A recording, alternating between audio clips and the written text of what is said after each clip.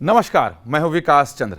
आज बात करेंगे आपातकाल की एक रोचक घटना पर, क्योंकि कुछ दिनों से आपातकाल को लेकर काफ़ी चर्चा चल रही है। राजनीतिक माहौल गर्म है, सत्ता पक्ष विपक्ष में आरोप प्रत्यारोप का दौर चल रहा है। राहुल गांधी कह रहे हैं कि बिना मतलब का जो है वो बीजेपी से लेकर के आगे बढ़ रही है, तो वहीं बीजेपी के नेता कांग्रेस को कटघरे में खड़ा करने की कोशिश कर रहे हैं। बहुत सारी बातें आपातकाल को लेकर चल रही हैं और अब इस पर बहस है कि संविधान हत्या दिवस, जो आपातकाल की बरसी 25 जून है, उसे अब संविधान हत्या दिवस के रूप में मनाया जाएगा। तो आखिर क्यों सरकार इसे लेकर के आई है? बहुत सारी बातें चल रही हैं और बहुत सारी चीज़ें आप जानते भी होंगे, पढ़े भी होंगे, क्योंकि आपातकाल पर बहुत सारी किताबें भी लिखी गई हैं, बहुत सारे विश्लेषण भी हुए हैं, बहुत सारे साहित्य बाज़ार में मौजूद हैं, लाइब्रेरियों में रखे हुए हैं।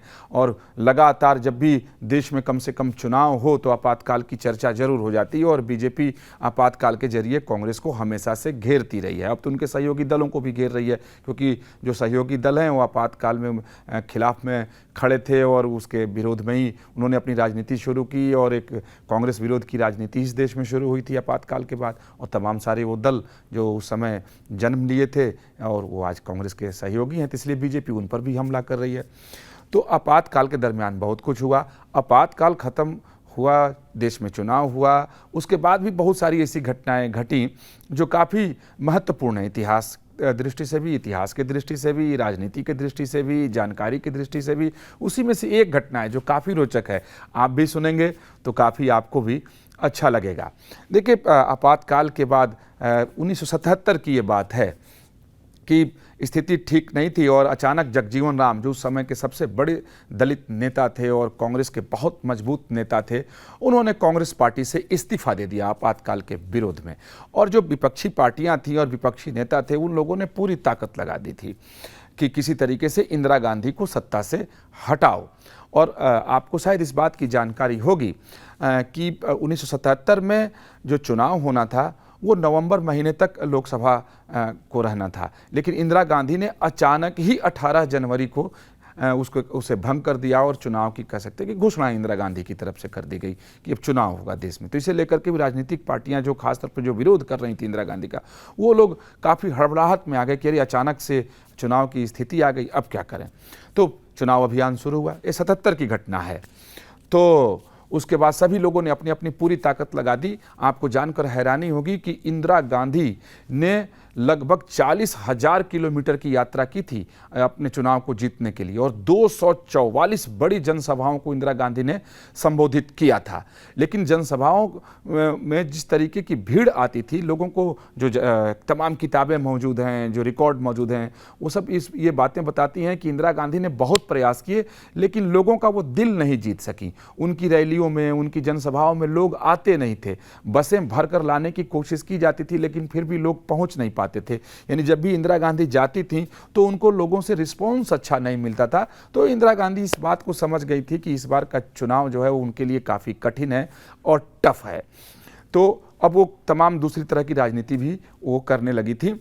इसी दरमियान जैसा मैंने कहा कि जगजीवन राम ने इस्तीफा दे दिया था और तमाम विरोधी नेता लामबंद हो गए थे और दिल्ली के ऐतिहासिक रामलीला मैदान में विपक्ष के नेताओं की एक रैली होने वाली थी। और उस समय की स्थिति ये थी कि कांग्रेस पार्टी इंदिरा गांधी की रैली के लिए पूरी ताकत लगाती थी, तो लोग इकट्ठा नहीं हो पाते थे बहुत ज़्यादा। लेकिन वहीं जनता पार्टी या दूसरे नेताओं की जब रैली होती थी और लोगों को बस सूचना भर मिल जाए कि जनसभा होने वाली है, तो हजारों की संख्या में लोग इकट्ठा हो जाते थे और बहुत ज़्यादा भीड़ हो जाती थी। और जो 77 में रैली रामलीला मैदान में हुई, उसके बारे में तो ये कहा जाता है कि दिल्ली में आज तक उतनी बड़ी कोई रैली नहीं हुई कि इतने ज़्यादा लोग वहाँ पर इकट्ठा हुए थे।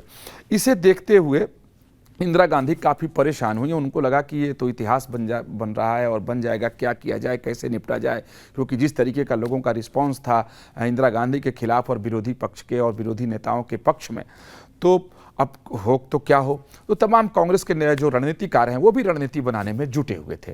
तब के सूचना और प्रसारण मंत्री, जो तत्कालिक सूचना और प्रसारण मंत्री विद्याचरण शुक्ला थे, उन्होंने एक तरकीब निकाली कि भीड़ को कैसे रोक दिया जाए। हालांकि पुलिस की मदद से ये तय कर दिया गया कि रामलीला मैदान के आसपास बसें नहीं जाएंगी, लोगों को काफ़ी दूर रोक दिया जाएगा। लेकिन फिर भी लोग रुकें तो कैसे रुकें। तो काफ़ी रोचक बात है कि विद्याचरण शुक्ला ने दूरदर्शन के ऊपर दबाव बनाया और रविवार के दिन जो पूर्व निर्धारित था कि एक फिल्म चलानी थी वक्त। उस समय उस पिक्चर को लेकर काफ़ी चर्चा थी, लोग देखना भी चाहते थे। और उस वक्त की अगर आप को याद करें तो आज बहुत सारे संसाधन हैं सिनेमा को देख लेने के लिए, लेकिन तब या तो अगर कोई नई मूवी है तो सिनेमा हॉल में ही लोग जाकर देख सकते थे, टॉकीज में देख सकते थे, और नहीं तो फिर पुरानी अगर फिल्म है तो दूरदर्शन पर ही लोग देखते थे और वो प्रसारित होता था रविवार को शाम को 4 बजे, जो फीचर फिल्म का उनका अपना सेगमेंट होता था उसमें।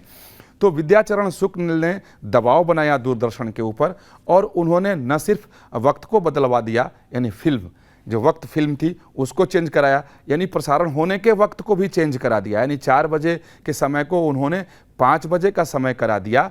और फिर एक नई मूवी उन्होंने चलाने के लिए कही दूरदर्शन के अधिकारियों को कि ताकि लोग उस सिनेमा को देखें और रैली स्थल तक न पहुंचे, यानी जो विपक्षी पार्टियों की रैली होने वाली थी, जिस मंच पर जगजीवन राम, जेपी, अटल बिहारी वाजपेयी जैसे तमाम बड़े बड़े नेता आने वाले थे और लोगों की लाखों की भीड़ होने वाली थी, और भीड़ हुई भी थी, जो रिकॉर्ड तोड़ दिया था अपने समय में और आज तक उसका रिकॉर्ड नहीं टूटा है।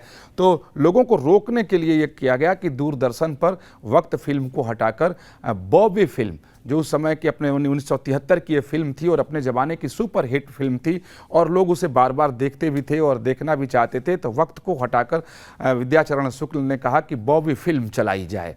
तो बॉबी फिल्म उस दिन चलाई गई और यानी 5 बजे। तो लोग काफ़ी आश्चर्य में डूबे कि आखिर दूरदर्शन ने अचानक से ये समय कैसे बदल दिया। जिस चीज़ को की जानकारी वो पहले से दे रहे थे कि रविवार की शाम को 4 बजे आप वक्त फिल्म देखें, अचानक से आ गया कि नहीं अब बॉबी फिल्म चलाई जाएगी और वक्त भी उसका 5 बजे होगा। और ये सिर्फ इसलिए किया गया था ताकि उस फिल्म को देखने के लिए लोग अपने घरों में रहें और रैली तक ना पहुंचे, क्योंकि उस ज़माने में टेलीविज़न भी कम घरों में थे। किसी एक घर में अगर टीवी है तो उसी घर में तमाम आस पड़ोस के लोग चले जाया करते थे और वहीं पर बैठकर सिनेमा देखते थे या सीरियल देखते थे। तो ये एक रोकने की एक तरकीब अपनाई गई थी कि बॉबी फिल्म चला दो। और 1973 की ये काफ़ी सुपर हिट फिल्म थी और जब अपने ज़माने में फिल्म आई थी तो काफ़ी इस फिल्म को लेकर के देश भर में चर्चा हुई थी और काफ़ी लोगों में क्रेज़ भी था। तो शायद विद्याचरण शुक्ल को ऐसा लगा कि दूरदर्शन पर अगर ये सिनेमा चला दी जाए तो लोग अपने घरों से नहीं निकलेंगे। लेकिन उस समय के जो जानकार हैं, जो किताबों में लिखी हुई बात है, उसमें साफ साफ तौर पर दर्ज है कि बॉबी फिल्म चलाई गई, लेकिन फिर भी लोग अपने घरों में रुके नहीं। और न सिर्फ दिल्ली के आसपास के इलाके से लोग दिल्ली पहुंचे, लेकिन दिल्ली के तमाम कोने कोने से लोग निकलकर और रामलीला मैदान तक पहुंच गए थे और लोग उस रैली में भाग लिए और लाखों की संख्या में लोग उस समय वहां पर मौजूद थे। तो आपातकाल के दरमियान तो जो कुछ हुआ वो हुआ ही था, लेकिन आपातकाल के बाद की राजनीति भी काफ़ी दिलचस्प रही। यानी सिनेमा का सहारा भी लिया गया कि किसी तरीके से विपक्ष की रैली फ्लॉप कर जाए, लोग अपने घरों में रहें, घर से बाहर न निकलें। क्योंकि ये सब इसलिए किया गया क्योंकि इंदिरा गांधी की रैलियां लगातार फ्लॉप हो रही थीं, जनसभा में लोग नहीं आ रहे थे। अगर इंदिरा गांधी मंच पर भी आ जाती थीं तो नीचे से लोग नारे नहीं लगाया करते थे, लोग चुप हो जाया करते थे। इस तरह की घटना एक बोट क्लब की रैली में भी हुई कि ऊपर से नारे लगाए गए थे, नीचे बिल्कुल सन्नाटा, एक व्यक्ति भी इंदिरा गांधी का जयकारा नहीं किया और ये काफ़ी उस समय असहज स्थिति पैदा हो गई थी। तो वक्त फिल्म को हटाकर बॉबी फिल्म चलाई गई थी 77 में, सिर्फ इसलिए कि रामलीला मैदान में जो विपक्ष की रैली थी वो फ्लॉप हो जाए। लेकिन वो रैली फ्लॉप नहीं हुई। दूरदर्शन ने 5 बजे उसे प्रसारित किया, लेकिन उसे देखने के लिए लोग अपने घरों में नहीं रुके। फिर मिलेंगे आपसे कुछ नई जानकारी, कुछ नई बात के साथ।